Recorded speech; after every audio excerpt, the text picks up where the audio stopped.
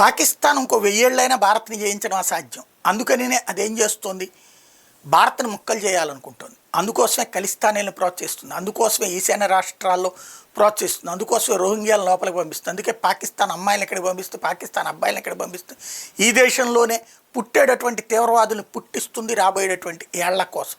ఇక్కడ మనం గుర్తుపెట్టుకోవాల్సిందల్లా ఏంటంటే, ఇప్పుడు ఇక యుద్ధంలో గెలవలేమని గ్రహించినటువంటి పాకిస్తాన్ చేస్తున్నదల్లా మతపరమైన చిచ్చు రేపడం. అందులో భాగంగానే హిందువా ముస్లింవా అని అడిగి చంపటం. ఆ చంపినప్పుడు ఆ మహిళలు ఏడుస్తారు, ఆ పిల్లలు ఏడుస్తారు.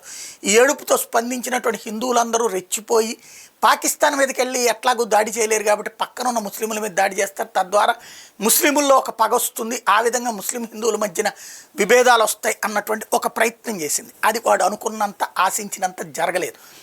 ఇప్పుడు మళ్ళీ కొత్త అస్త్రాన్ని తీస్తున్నాడు. ఇప్పుడు భారత సైన్యం వెళ్ళింది, అటాక్ చేసింది, సరిహద్దు దాటలేదు. సరిహద్దు యువతల నుంచినే యుద్ధ విమానాల నుంచి వదిలిన మిస్సైల్స్కే పాకిస్తాన్ గిలగిలలాడింది, డ్రోన్స్కే విలవిలలాడింది. కీలకమైన స్థావరాలు ధ్వంసమైనవి. అదే సందర్భంలో ఇప్పుడు పోని అట్టించి రిటాలియేషన్ చేద్దామా అంటే ఏదో చాటు దెబ్బలు కొట్టాల్సిందే కానీ ఎదురు దెబ్బలు కొట్టేటంతటి సీన్ లేదు. కొడితే ఒక్కసారి బెత్తరపోతుంది. అణుబాంబు తీస్తే శాంతం భూమి మీద లేకుండా పోతుంది పాకిస్తాన్. కాబట్టి ఇక్కడ ఉన్నటువంటి వాడు మోడీ అనేటటువంటి వాడు మొండోడు.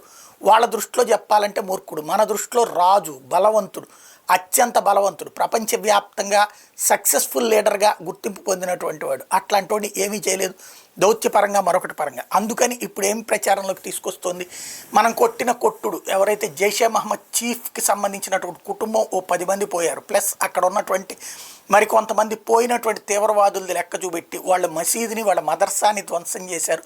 చూడండి, అక్కడికి వెళ్ళి మతపరమైందే చేశారు, సింధూరం అంటే కూడా మతపరమైందే అన్నటువంటి కోణంలో నుంచి ఇక్కడ ఉన్న వాళ్ళని రెచ్చగొట్టేటటువంటి ప్రయత్నం చేస్తున్నారు. ఇక్కడ చంపినటువంటి వాళ్ళు మతం అడిగి చంపారన్నటువంటి విషయాన్ని డైవర్ట్ చేసి మళ్ళీ ఇక్కడ ఉన్న ముస్లింలు రెచ్చగొట్టే ప్రయత్నం చేస్తున్నారు. కాబట్టి ఇక్కడ ఉన్న ముస్లింలు కూడా అలాంటి ట్రాపులకు పడేటంత అమాయకులు కాదన్నటువంటి విషయమే అది గుర్తుపెట్టుకోవాల్సి ఉంది.